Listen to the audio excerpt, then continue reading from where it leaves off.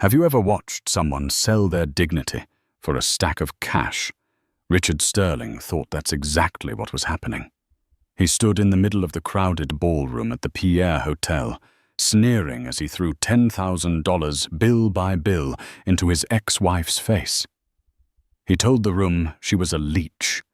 He told the press she was nothing without him.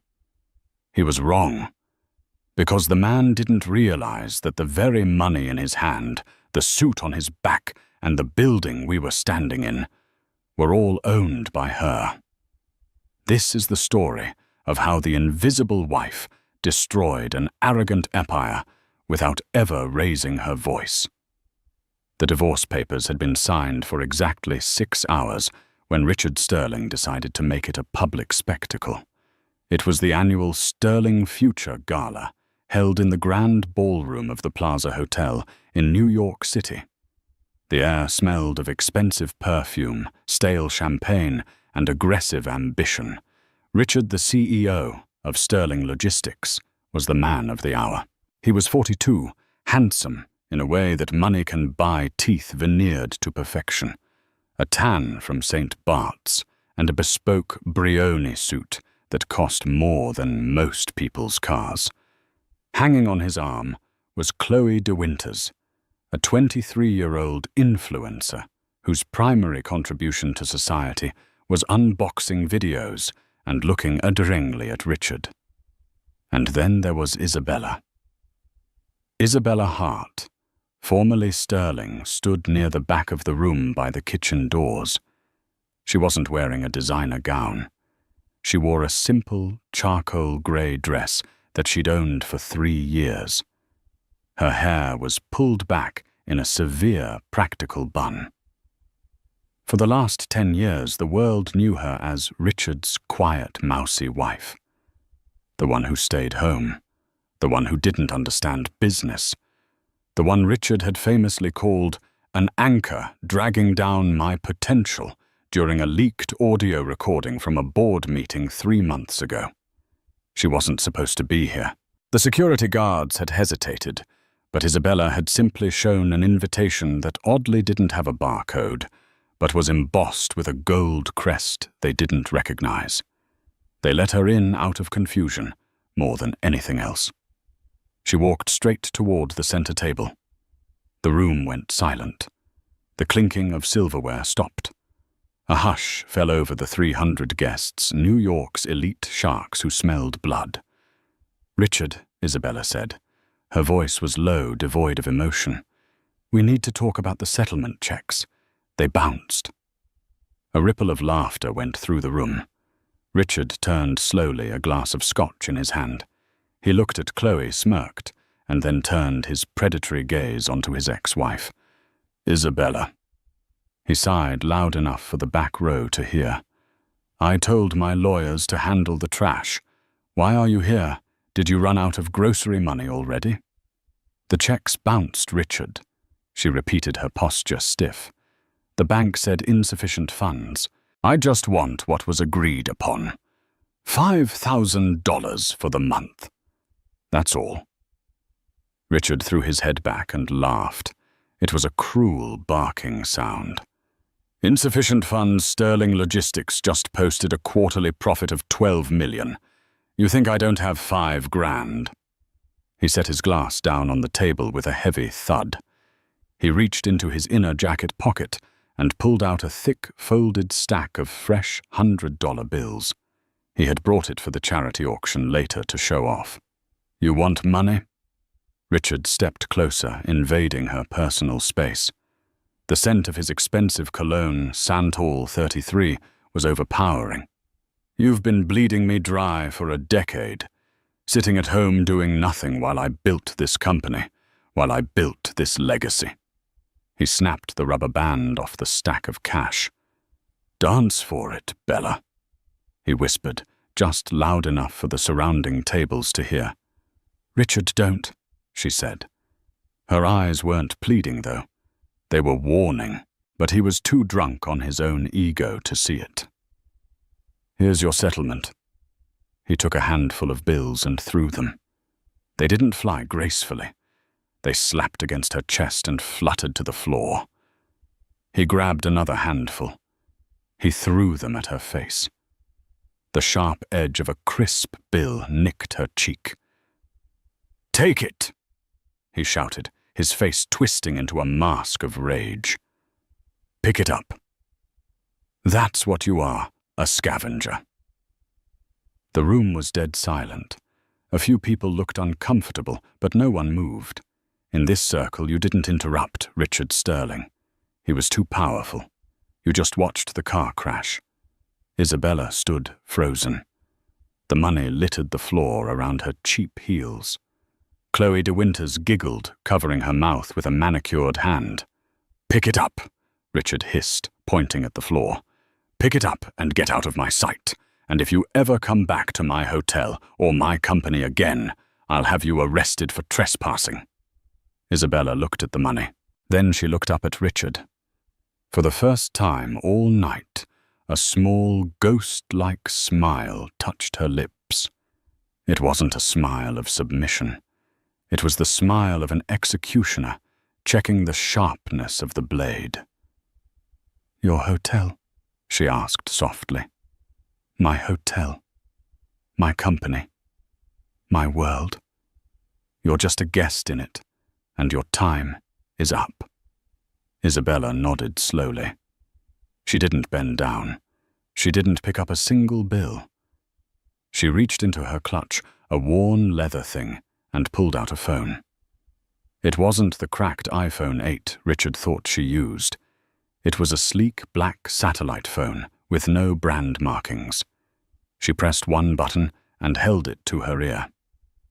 "It's done," she said into the phone. "Execute Order 66. Cut him off. Everything."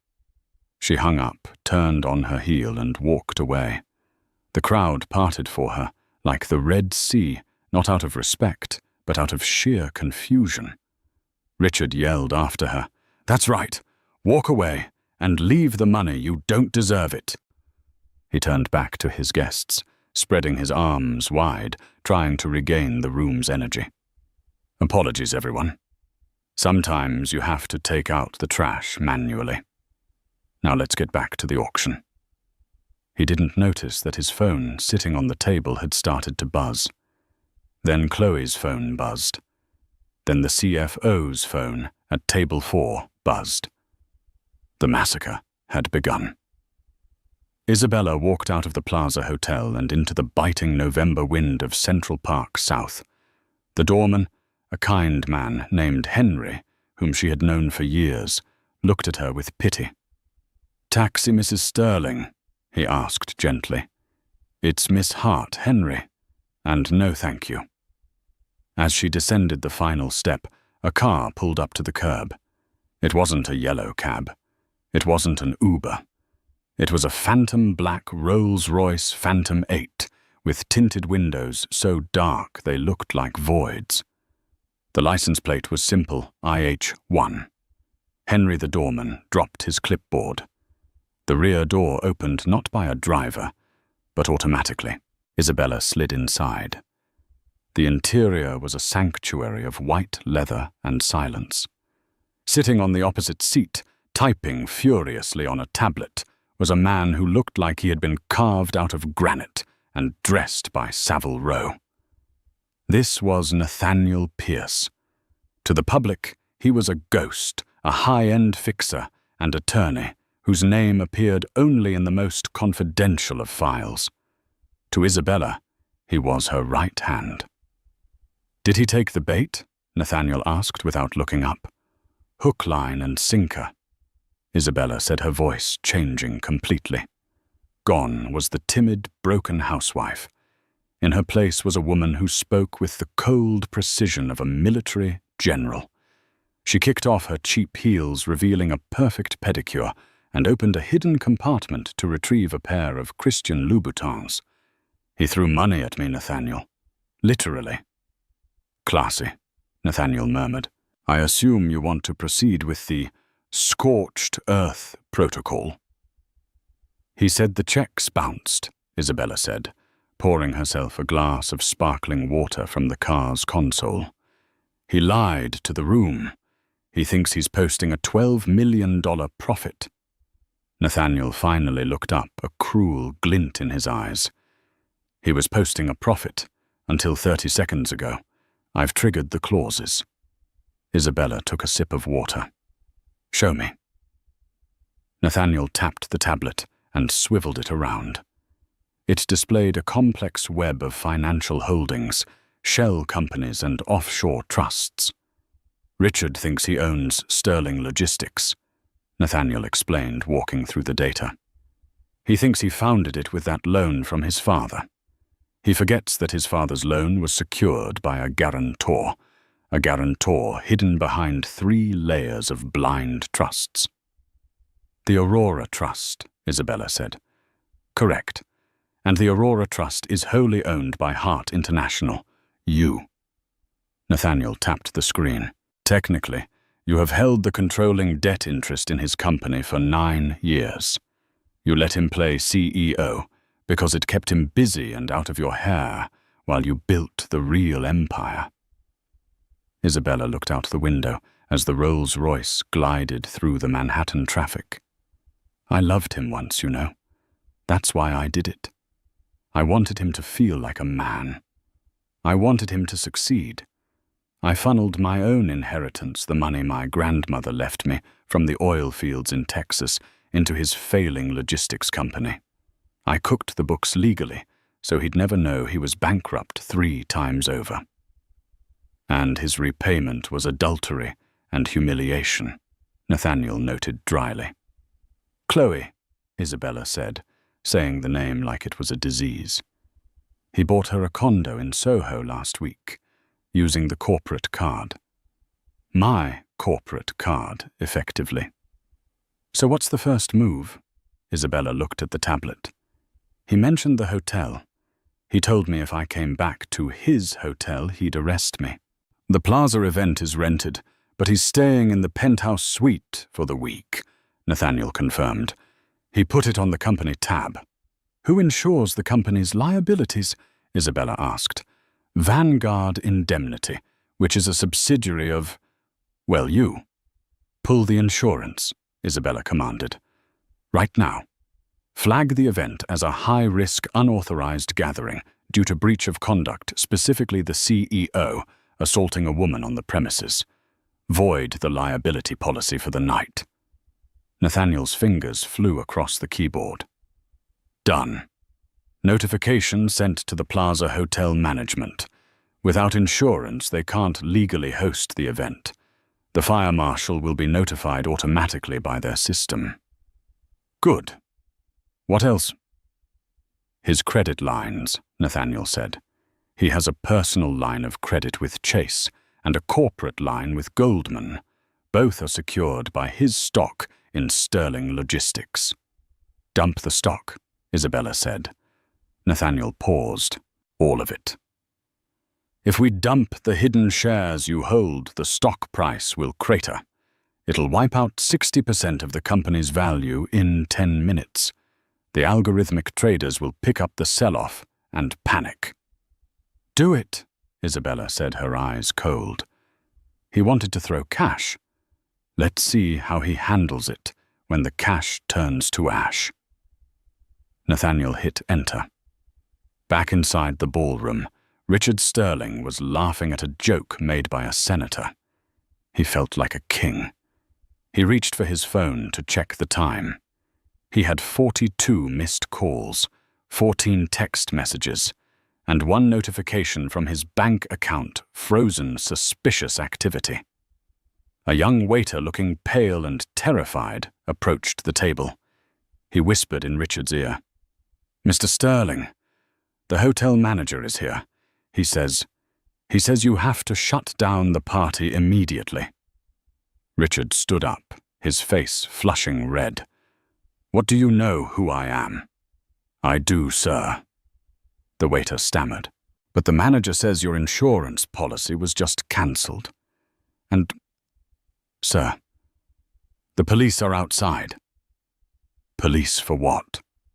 For fraud, sir. Something about embezzlement of Funds from the Aurora Trust. Richard blinked. He had never heard of the Aurora Trust. He looked around the room. The music had stopped. People were checking their phones. The murmurs started. "Look at the stock ticker," someone shouted from the back. Richard looked up at the giant screen behind the stage, which was displaying the company's achievements. Someone in the AV booth, panicked, had switched the feed to CNBC. The ticker for Sterling Logistics, SLOG, was in freefall. It wasn't just dropping, it was plummeting. A red line going straight down. Slog, -45%, -52%, -60%. "My money?" Richard whispered. That's all my money." In the back of the Rolls-Royce, miles away, Isabella watched the same feed on the tablet. "We're just getting started," she whispered. "Nathaniel, take us to the airfield. The jet is fueled. The Gulf Stream is ready. Ms. Hart, to London." "To London?" She nodded. "I have a meeting with the board of directors of the bank that holds Richard's mortgage. It's time they met their majority shareholder." The sidewalk outside the Plaza Hotel was cold, but Richard Sterling was sweating. 30 minutes ago, he was the king of logistics. Now he was standing on 58th Street, watching a tow truck hook up his Aston Martin DB11.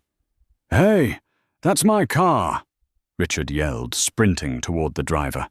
"Put it down! I'll sue you into oblivion!" The driver, a burly man who looked like he'd heard that threat 1,000 times, didn't even look up. "Repo order just came in, pal. Bank says the lease is in default." "Default? I paid the lease up front for the year." "Take it up with the bank. I just drive the truck." Richard fumbled for his phone to call his assistant, but a hand grabbed his arm. It was Chloe. Her mascara was running, but her eyes were furious. "My card was declined," she screeched, holding up a platinum credit card Richard had given her as an authorized user.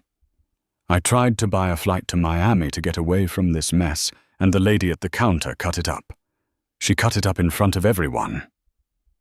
"Richard, Chloe, calm down, it's a glitch," Richard snapped, shaking her off. "The bank's system is down. It's a hack. I need to get to the office." "A hack?" Chloe scoffed. She pulled out her own phone. "Look at Twitter. Richard #Sterling bankrupt is trending. They're saying you were running a Ponzi scheme. They're saying you're broke." She looked at him with sudden, sharp clarity. The adoration was gone.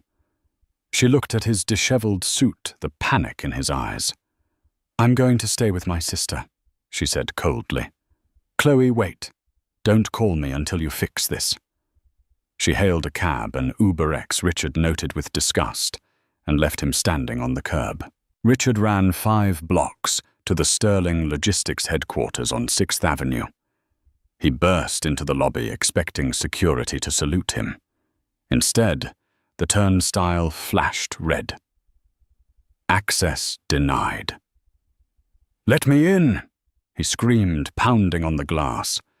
The head of security, a man Richard had fired and rehired twice just for the power trip, walked over slowly. He didn't open the gate. "Mr. Sterling, the board has suspended your clearance pending an internal investigation." "The board, I am the board. Open this damn gate."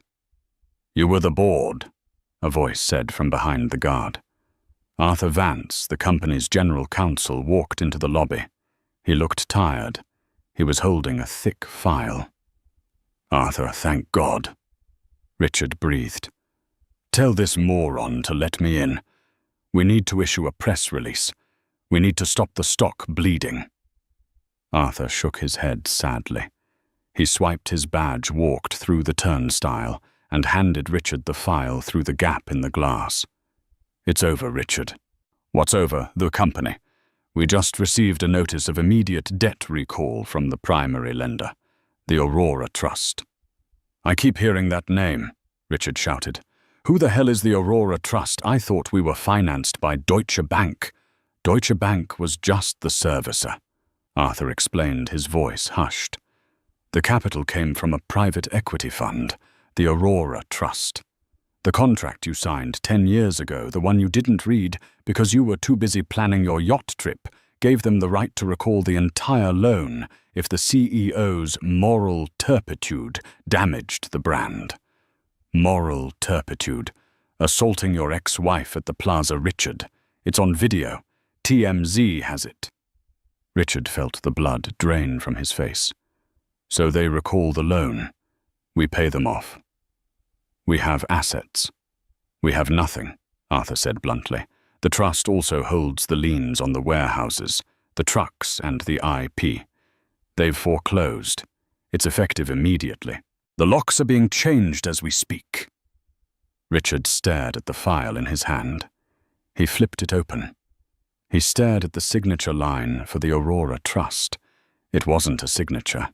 It was a stamp, represented by H.I. Holdings. H.I., Richard muttered. Who is H.I.? Arthur looked at him with a mix of pity and disbelief. Richard, think. Who was the only person who believed in you when you started this company? Who gave you the seed money you claimed was from your inheritance? Richard's mind flashed back. 10 years ago. A small apartment in Queens. Isabella sitting at the kitchen table looking over his business plan. She had told him she had some money from a relative. She had handled the paperwork. No, Richard whispered. No, she's a housewife. She coupons. She shops at Target. She owns the building we're standing in. Richard, Arthur said softly. I just saw the deed transfer. H. I stands for Heart International. Isabella's maiden name. Richard dropped the file. The papers scattered across the marble floor of the lobby he used to think was his. London was grey and rainy, a stark contrast to the sterile, climate-controlled silence of the penthouse on the 71st floor of the Shard. Isabella stood by the floor-to-ceiling window, looking down at the Thames. She wore a white silk power suit that cost more than Richard's annual settlement offer. The board is seated, Ms. Hart, Nathaniel said, walking into the room. He placed a cup of Earl Grey tea on the glass table. How is he taking it? Isabella asked, not turning around. Badly. He tried to break into his own office. Security has footage. It's quite pathetic. Nathaniel tapped his tablet. He's currently at a bar in Midtown, racking up a tab he can't pay. Isabella turned. Her face was impassive. And the margin call triggered. His personal portfolio has been liquidated to cover the stock crash. He is for all intents and purposes destitute. He has about $4,000 left in a checking account we didn't touch, just so he can afford a flight to come beg. He won't beg yet, Isabella said. He's too arrogant. He'll get angry first. As if on cue, her satellite phone buzzed. It was an unknown number. Isabella picked it up. Hello, Richard. There was a heavy silence on the other end. Then a voice that sounded like gravel and rage. You. Me, Isabella replied calmly. You did this, Richard hissed. The background noise of a busy bar filtered through. You set me up. You manipulated me for 10 years. I supported you for 10 years, Isabella corrected him. I gave you the money to start. I gave you the connections, though you thought they were yours. I let you play the big man, because I thought it would make you happy. I thought if you felt successful, you'd be a good husband. She took a sip of tea. I was wrong. Money just made you more of what you already were. A bully. I'm going to kill you, Richard slurred. I'm going to find you, and you're going to do nothing. Isabella cut in her voice, sharpening like a knife. Because you're not in a position to make threats. You're in a position to listen. I want my company back. It was never your company. It was an investment, and I've decided to restructure my portfolio. Restructure. Richard laughed a manic sound. You destroyed it. The stock is worthless. The stock is worthless because you were the face of it, Isabella said. But the assets, the logistics network, the software, that's all valuable. And in about an hour, I'm going into a meeting with the Royal Bank of Scotland to finalize the acquisition of those assets under a new brand. You can't do that. I already have. Oh, and Richard. What? I heard you're staying at the penthouse at the plaza. I suggest you check out. I've instructed the hotel to charge the full rate to your personal card, which I believe has a limit of 0. Isabella, please. His voice cracked. The anger was slipping, revealing the fear underneath. I have nowhere to go. Chloe left me. My apartment is sealed. Do you remember where we lived when we got married, Richard? Queens, he muttered. Astoria. 34th Street, she said. I bought that building a few years ago. I kept our old apartment empty. Key is under the mat. It's paid up for a month. Consider it my final settlement. You expect me to live in that dump? Richard spat. I'm Richard Sterling. Not anymore, Isabella said. Now you're just Richard, the man who threw money at his wife. She hung up the phone and handed it to Nathaniel. He's coming to London, she said. Nathaniel raised an eyebrow. He has no passport. You had his lawyer surrender it during the divorce proceedings. Remember flight risk. Isabella smiled. He'll find a way. He's desperate. And when he gets here, I want him to see what he really lost. She walked toward the double doors of the conference room.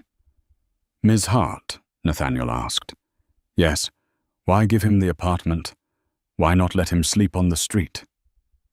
Isabella paused, her hand on the door handle. Because, she said, her eyes darkening, I want him to sit in that tiny kitchen, staring at the peeling wallpaper, and remember every single day he took me for granted. The street is too easy. Memories. Memories are the real torture. She pushed the doors open. 12 men in suits stood up immediately. Gentlemen, Isabella said, taking her seat at the head of the table. Let's discuss the future of global logistics. Richard Sterling did not go to Queens. The very idea of the F train was an insult to his DNA. Instead, he went to the one place he thought he still had power, the Metropolitan Club on Fifth Avenue. He had been a member for 15 years. He had paid for the renovation of the cigar lounge, but as he pushed through the revolving doors, wet from the rain and smelling faintly of panic, the concierge didn't smile.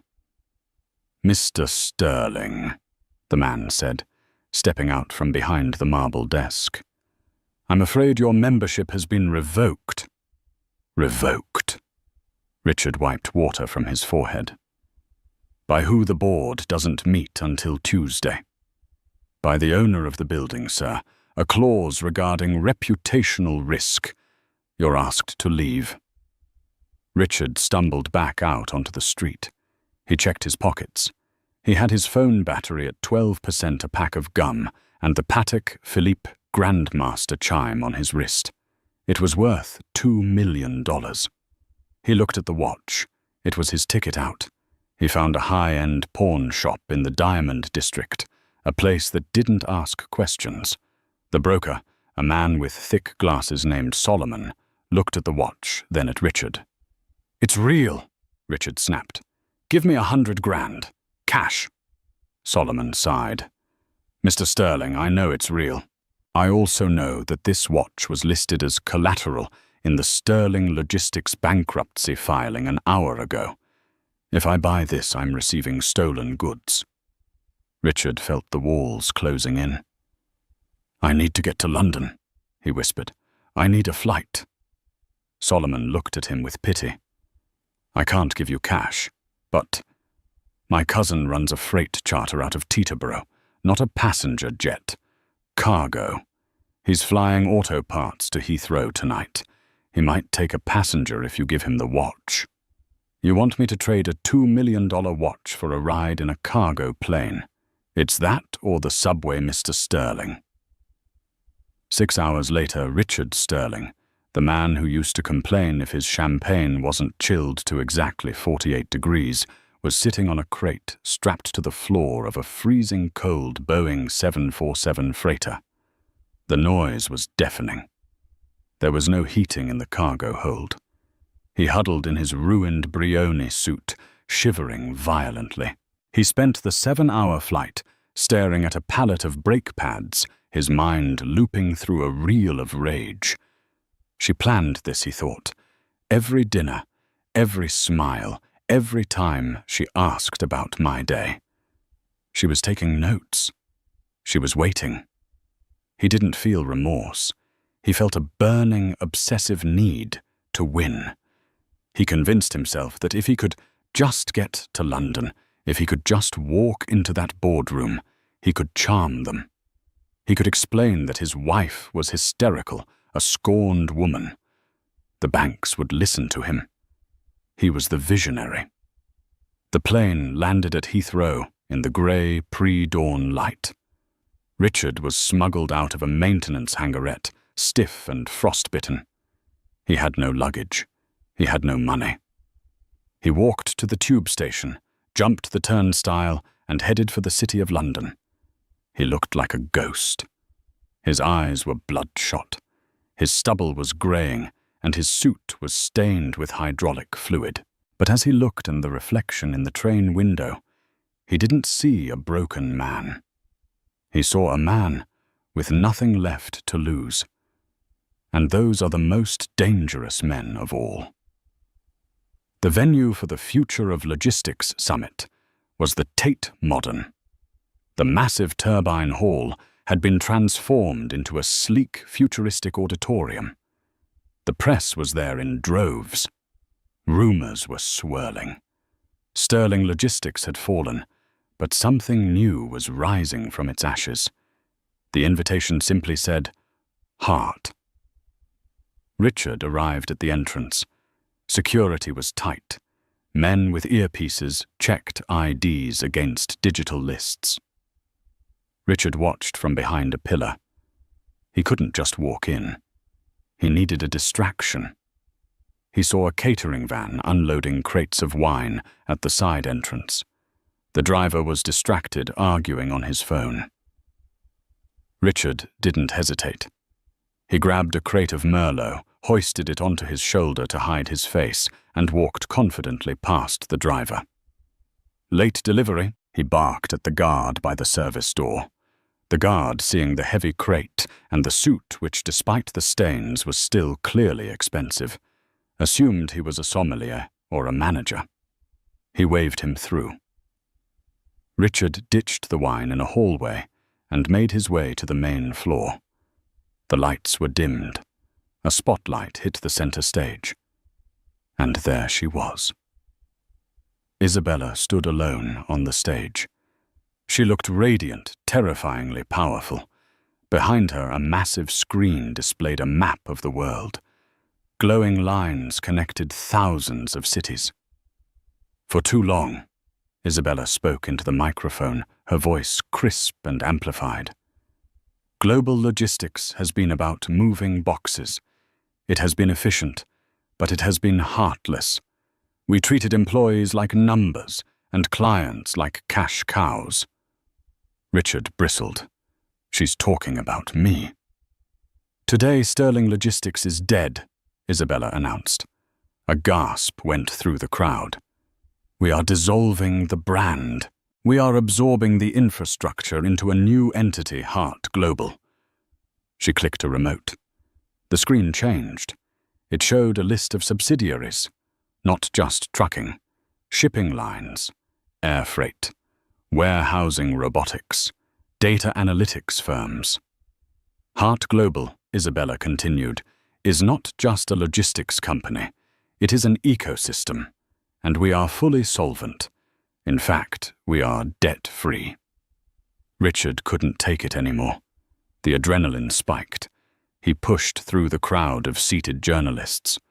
"Liar!" he screamed. The room froze. Spotlights swung around, searching for the disturbance. They found Richard standing in the center aisle, looking like a deranged beggar. "Richard," someone whispered. "Is that Richard Sterling?" "She's a liar," Richard shouted, pointing a shaking finger at the stage. "She stole it. She stole my company. I built this. I built all of this." Security guards started to move toward him, but Isabella raised a hand. "Wait," she said. Her voice was calm. "Let him speak." The guards stopped. Richard stumbled forward, emboldened. He climbed the stairs to the stage. He stood 10 feet away from her. The contrast was brutal. She was pristine, glowing in white silk. He was filthy, smelling of sweat and oil. "Tell them," Richard panted, grabbing a podium for support. "Tell them how you tricked me. Tell them how you set me up." Isabella looked at him. She didn't look angry. She looked bored. "I didn't trick you, Richard," she said, her voice echoing through the silent hall. "I bought you." "You... what?" "Turn around," she said. Richard turned to look at the massive screen behind him. The image changed. It wasn't a business chart anymore. It was a timeline. 2014, Richard Sterling files for personal bankruptcy. Sealed. 2015, Hart International purchases Sterling debt for pennies on the dollar. 2018, Hart International secretly funds the acquisition of Omega Shipping. 2021, Richard Sterling spends $4 million of company funds on private jet travel, covered by heart injection. The list went on. Every time Richard had failed, Isabella had quietly bailed him out. Every time he thought he had made a brilliant deal, it was Isabella's holding company on the other side feeding him the win. "You were never the CEO, Richard," Isabella said softly, stepping closer to him. The microphone picked up every breath. "You were the mascot. I let you wear the suit. I let you cut the ribbons. But I made the decisions. I wrote the code. I negotiated the trade deals while you were golfing." Richard stared at the screen. The reality washed over him. He wasn't a victim of theft. He was a fraud. He had been a fraud for 10 years. "Why?" he whispered, his voice broken. "Why let me believe it?" Isabella's expression softened just for a fraction of a second before hardening into diamond. "Because I wanted to see if you would ever grow up," she said. I gave you the world, Richard. I thought maybe if you felt secure, you'd stop hurting people. You'd stop cheating. You'd stop belittling the staff. But you didn't. You got worse. The money didn't change you. It revealed you." She turned to the audience. "Ladies and gentlemen, Hart Global is built on transparency. We have removed the inefficiencies." She gestured to Richard. "As you can see, the dead weight has been cut loose." The audience erupted, not in applause, but in the frantic clicking of cameras. Flashbulbs blinded Richard. He stood there exposed, stripped of his narrative, stripped of his dignity. "Get him out of here," Isabella said, turning her back on him. 2 large security guards grabbed Richard by the arms. He didn't fight. His legs had turned to jelly. As they dragged him off the stage, he looked back at her one last time. She was already talking to the shareholders, pointing at a graph of projected earnings. She didn't even look back. He was thrown out of the side door. the same one he had sneaked into the rainy London alley. He landed in a puddle. As he lay there, soaking wet, a pair of polished black shoes stopped in front of his face. He looked up. It was Nathaniel. "Ms. Hart has one final message for you," Nathaniel said, opening a black umbrella. He reached into his pocket and dropped a small plastic rectangle onto Richard's chest. It was an Oyster card, a subway pass. "It has £20 on it," Nathaniel said. "She suggests you don't spend it all in one place." Nathaniel turned and walked away, leaving Richard alone in the rain, clutching the subway pass like it was the last lifeline on earth. But the story wasn't over. Because as Richard sat in the mud, a black sedan pulled up to the alley entrance. The window rolled down. A man with a thick Russian accent and a scar running down his cheek looked out. "Mr. Sterling?" the Russian asked. Richard nodded slowly. "My employer saw the broadcast," the man said. "He hates Isabella Hart. He hates what she represents. He thinks you and he might have common interests." The back door clicked open. Richard looked at the subway pass. Then he looked at the open car door. The darkness in him hadn't died. It was just looking for a new sponsor. He stood up, wiped the mud from his face, and climbed into the car. The black sedan moved through the arteries of London like a predator swimming through dark water. Rain lashed against the tinted windows, blurring the city lights into streaks of neon blood and bruised purple. Inside, the air was hermetically sealed, smelling of expensive leather and the sour metallic tang of Richard's own fear. Richard sat in the back seat, his hands trembling. He clenched them into fists to hide the shaking, digging his fingernails into his palms until they left crescent-shaped marks. Beside him sat the man who called himself Victor. Victor was a terrifying figure. He wore a coat made of wool so dark it seemed to absorb the ambient light. A jagged scar ran from his left ear down to his jawline, pulling his mouth into a perpetual cynical sneer.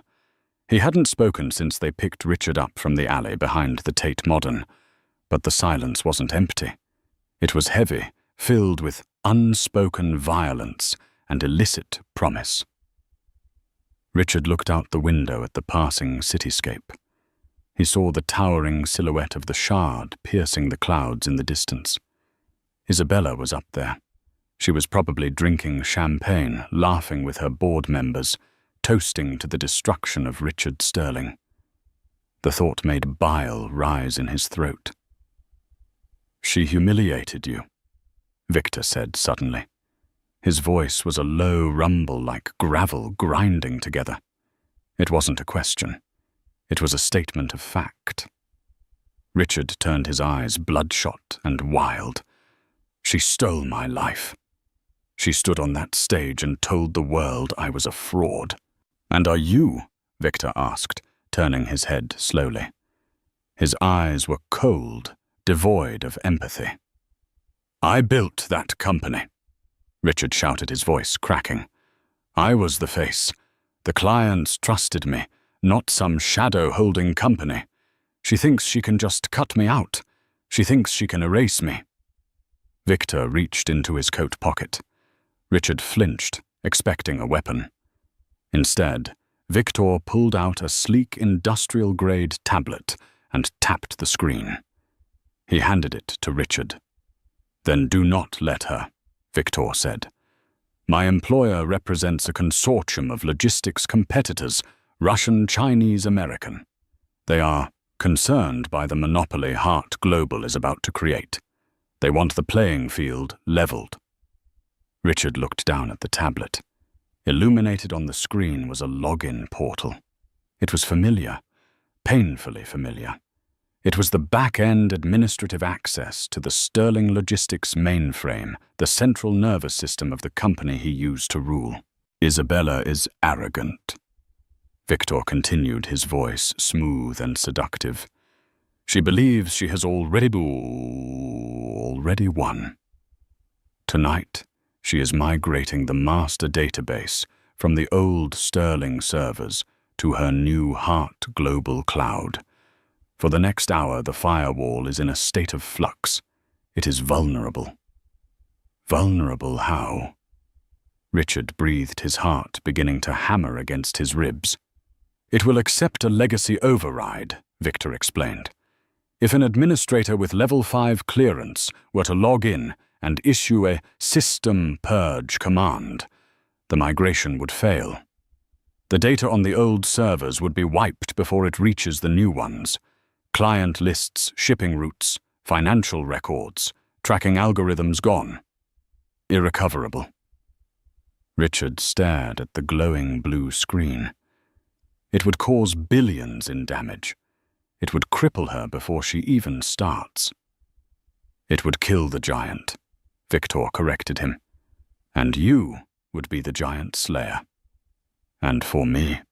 Richard asked, looking up. What do I get out of this besides revenge? £5 million, Victor said calmly, deposited into a crypto wallet of your choice. And a new identity. Passport visa, a new history. You can disappear to Dubai, to Singapore, to Rio. You can start again. You can be a king again. Richard looked back at the shard. The rain was falling harder now, drumming a rhythm of war on the roof of the car. He thought about the £20 Oyster card in his pocket. He thought about the cold cargo plane. He thought about the laughter of the audience at the Tate Modern. He didn't see the moral precipice he was standing on. He only saw a ladder. Take me to the terminal, Richard said. The car pulled into a desolate industrial park on the outskirts of East London. The buildings here were skeletal, rusted husks of the city's manufacturing past. Victor led Richard into a nondescript warehouse that looked abandoned from the outside. Inside, however, it was a fortress of technology. Banks of servers hummed in the darkness, their LED status lights blinking like hundreds of unblinking eyes. The room was freezing, kept at sub-zero temperatures to cool the massive computing power. This is a ghost node, Victor explained, his footsteps echoing on the concrete floor. We have mirrored the connection. You can execute the command from here, and it will look like a system error from within the shard itself. He pointed to a single console sitting in the center of the room, a solitary chair, and a keyboard illuminated by a harsh halogen lamp. It looked like an executioner's chair. Richard walked toward it. His legs felt heavy, but his mind was racing with adrenaline. He sat down. The chair was cold. He placed his hands on the keyboard. It felt good. It felt right. For the first time in days, he had control. Do it, Victor commanded from the shadows behind him. The migration is at 80%. If you wait too long, the data will be safe. Richard cracked his knuckles. "'Tis due." He took a deep breath.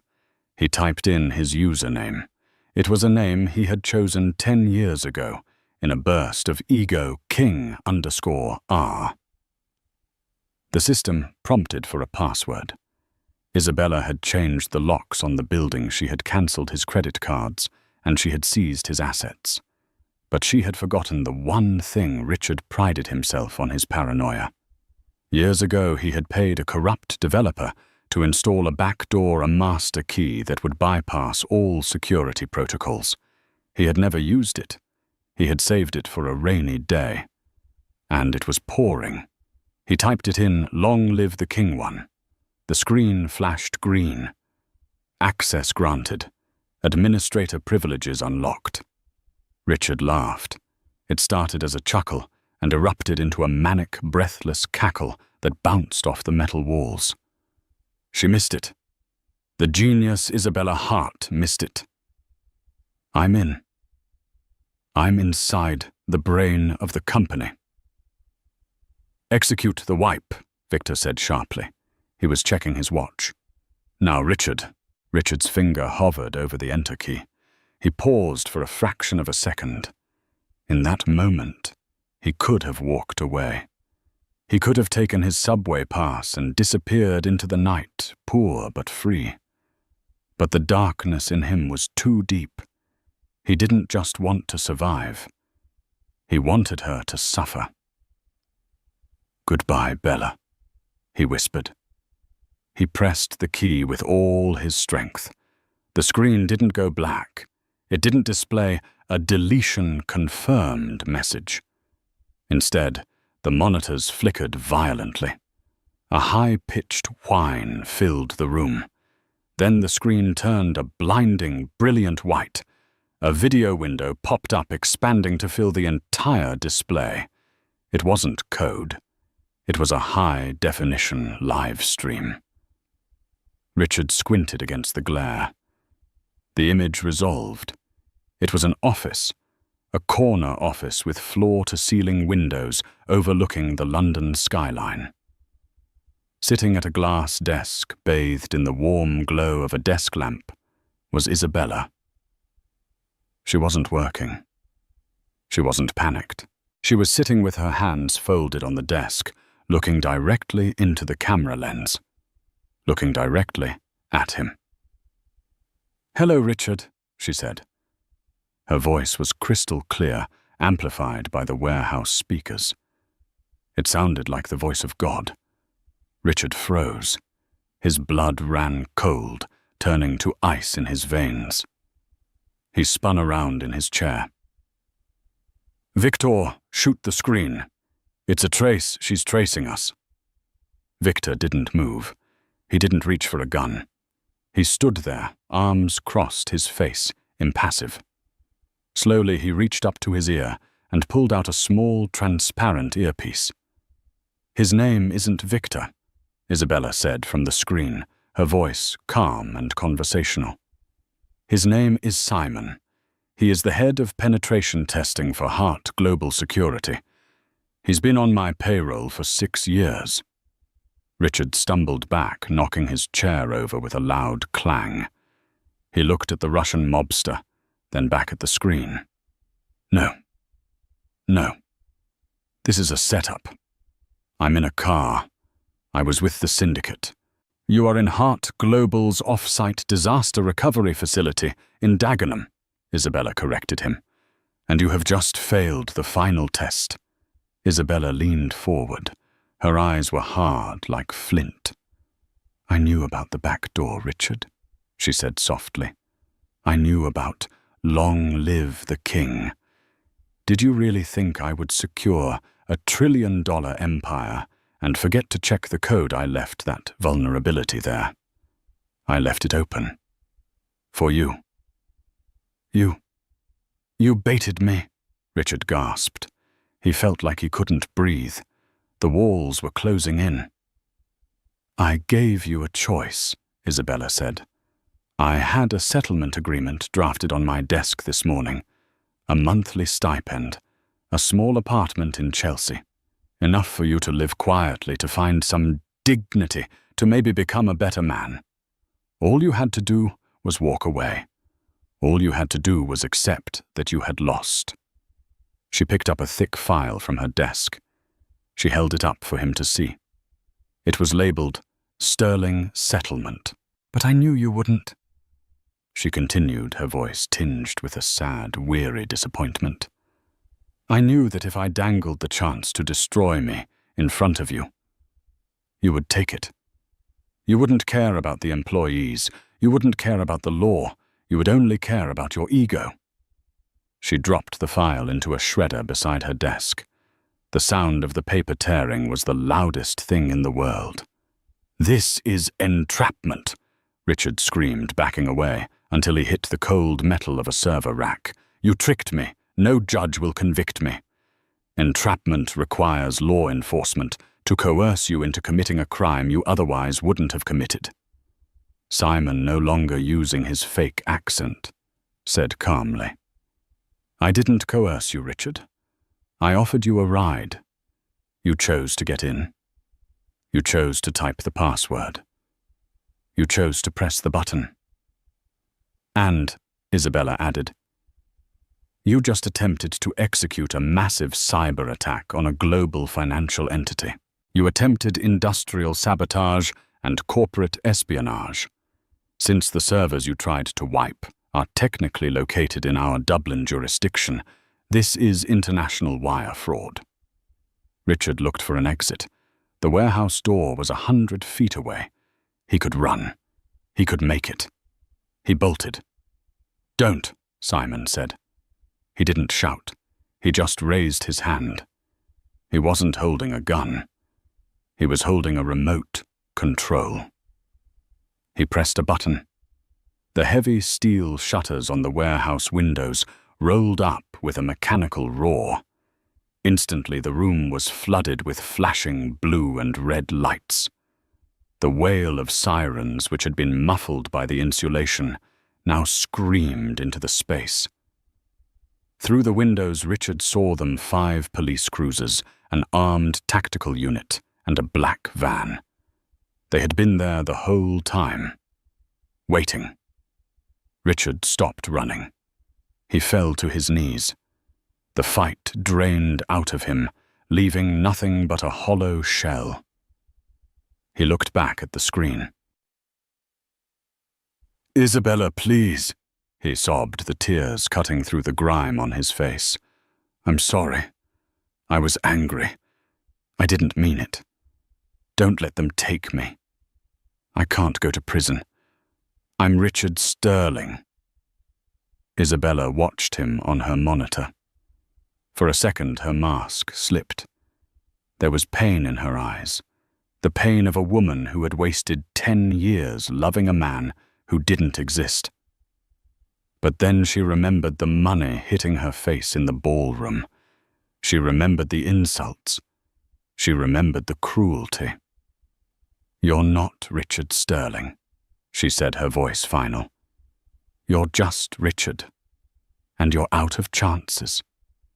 She reached out and pressed a key on her keyboard.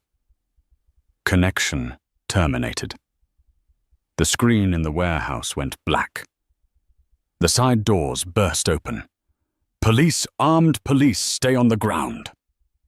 Men in tactical gear swarmed the room. Richard felt heavy boots on his back pushing him into the cold concrete. He felt the cold steel of handcuffs ratcheting tight around his wrists, tighter than the Patek Philippe he had lost, tighter than the wedding band he had thrown away. "Richard Sterling," an officer recited, hauling him to his feet. "You are under arrest for attempted grand larceny, computer misuse, and conspiracy to commit fraud." As they dragged him toward the exit, his feet scraping uselessly against the floor. Richard's pocket caught on the edge of a server rack. The plastic Oyster card, the 20-pound subway pass Nathaniel had given him, slipped out. It skittered across the floor, spinning to a stop at Simon's feet. Simon looked down at it, then up at the broken man being shoved into the back of a police van. He didn't pick it up. High above the city in the silence of the Shard, Isabella Hart stood up. She walked to the window and pressed her hand against the cool glass. Below her, London was a sprawling web of lights moving and flowing like the logistics network she now commanded alone. She had won. The parasite was gone. The empire was secure. She should have felt triumphant. She should have popped the champagne. Instead, she felt a profound, echoing quiet. She realized then that revenge is not a sweet dish. It is a necessary surgery. It removes the rot, it saves the patient, but it leaves a scar that never quite fades. Isabella turned off the lights in her office, plunging the room into darkness. She picked up her bag, walked to the door, and didn't look back. The story of Richard Sterling was over. The era of the heart had begun. Richard Sterling was sentenced to 8 years in Wandsworth Prison. He entered the gates, still wearing the ruined suit he had worn to the gala, a symbol of the life he destroyed with his own hands. Isabella Hart went on to become one of the most powerful CEOs in modern history, using her empire to fund scholarships for women in business, ensuring that the next generation wouldn't have to hide their brilliance to protect a man's ego. But this story isn't just about money or revenge. It's about the cost of arrogance. Richard thought his value came from his title, his watch, and his bank account. He threw money in his wife's face because he thought it made him powerful. He never realized that the true power wasn't in the cash. It was in the woman who had the patience to build him up and the strength to tear him down when he forgot who held the foundation. What do you think? Was Isabella's trap too cruel? Or did Richard get exactly what he deserved? Let me know your verdict in the comments below. If you enjoyed this roller coaster of justice, betrayal, and karma, please smash that like button. It helps the algorithm find more stories like this. Don't forget to subscribe and turn on notifications so you never miss the next episode. I'll see you in the next story.